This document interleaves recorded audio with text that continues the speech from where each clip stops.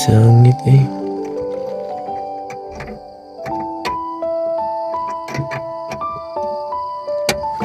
Sige, sakit lab.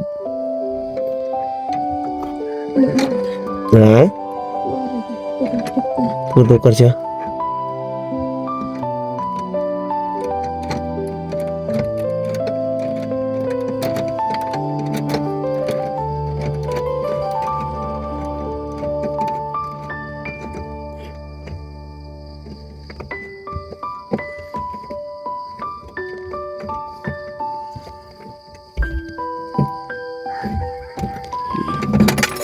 Oh, good eh.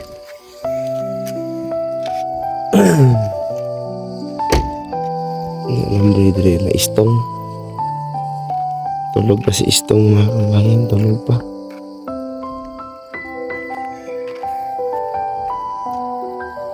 Muna atag alambre.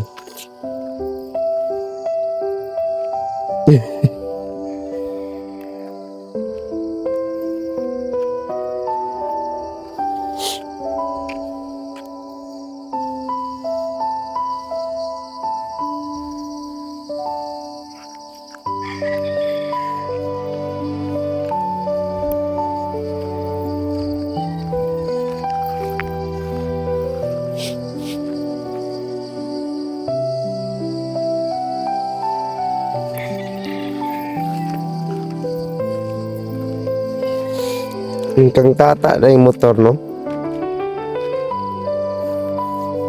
Tata nga, guluman ba? Nang sa lamog?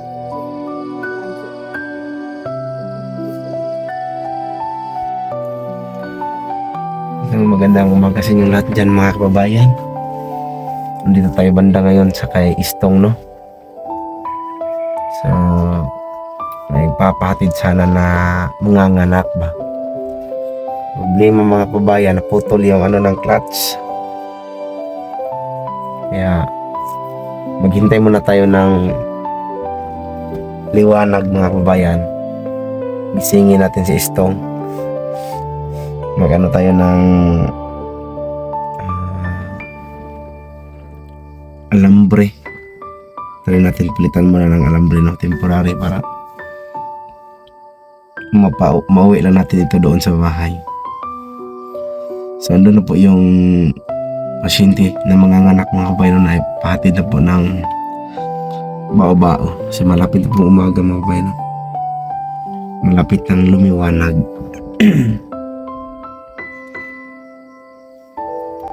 Timing talaga na nagkataon talaga na kung kailan pa yung mayroong emergency, ngayon pa naputol. So, malapit na talaga siguro yung maputol. Ito mga kabayan, napakalaki pa naman yung ginamit ko. You know? Napakalaki ba, pero naputol pa rin.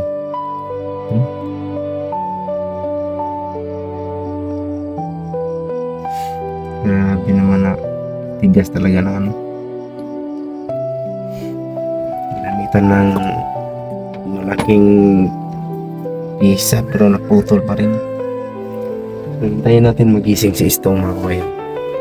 Hingi tayo ng tire wire. Mabuti na lang at merong mayroong nakahatid, no, na kapitbahay din namin. Kasi ginising ako mga kabayan nasa mga 4 siguro, 4 AM. 4 AM na. So, nagkataon na naputulan tayo ng clutch. Buti na lang ay hindi pa malayo sa mga kapitbahay namin. Dito pa sa kilometer 25, no, sa bahay nila Istong banda. Kung may sasakyan lang sana dito kay Istong, dito sana kami mangistorbo.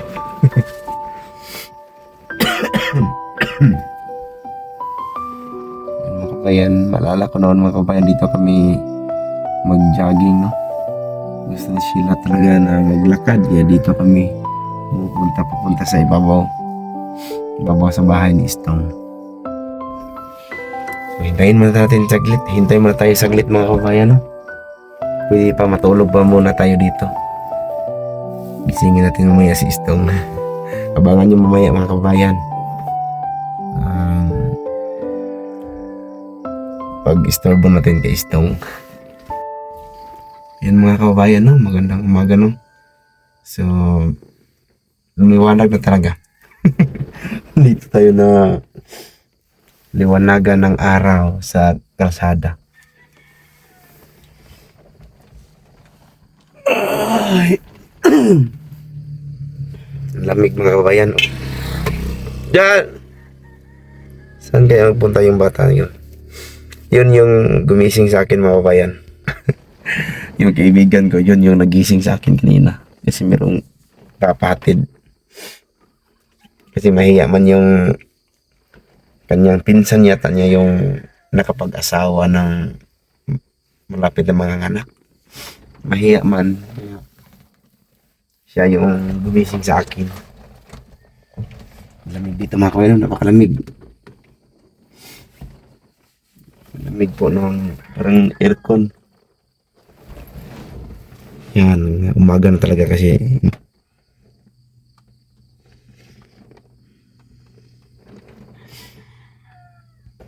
Pero si Istong parang hindi pa nagising mga kabayan.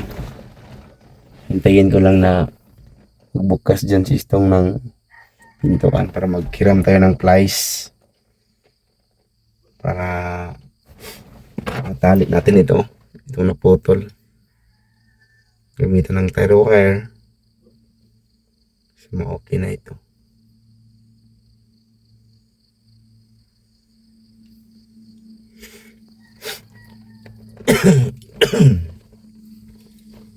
So, naghintay lang tayo saglit na. Malapit na talaga yung lalabas Istong ngayon. Maliwanag na. Ito na mga kababayan, no? Parang tagilid daw. Nakatakbo na tayo mga kabayan. So, nakahanap kami ng ideya ni Istong. Tinalian na lang namin ng PC. Pero mahina lang yung takbo natin kasi primera lang tayo.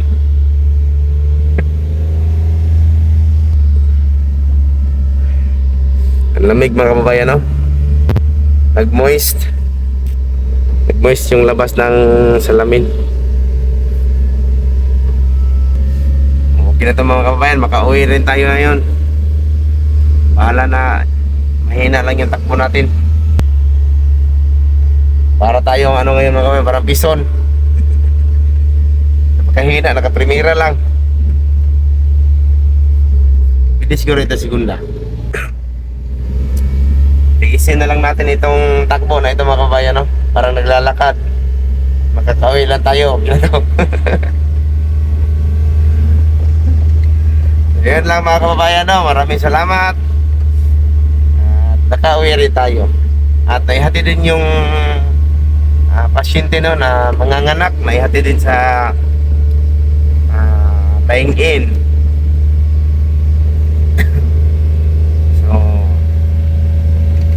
Salamat talaga at siguro ngayon mga kababayan napakasakit na po ng karamdaman ng ano yun, pasyente ba, asawa ng kaibigan namin, kasi manganganak na. Kasi dito kanina sa Multicab ay palagi na siyang palagi nang sumasakit yung tiyan niya.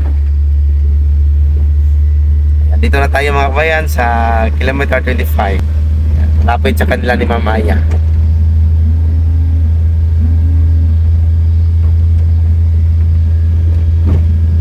So dito lang muna mga kabayan, maraming salamat at magandang umaga po.